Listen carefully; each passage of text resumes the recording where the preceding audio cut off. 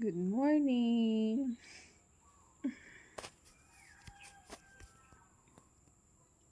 Late na ako nagising kasi late na rin ako nakatulog kagabi. Nakatulog ako kagabi siguro mga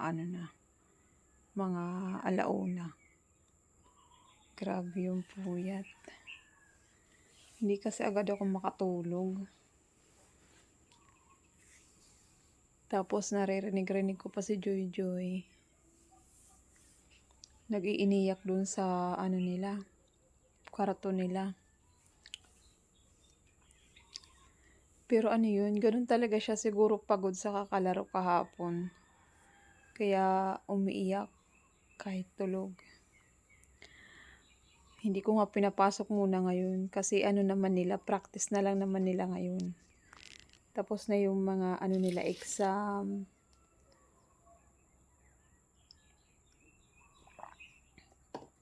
Practice na lang ng graduation.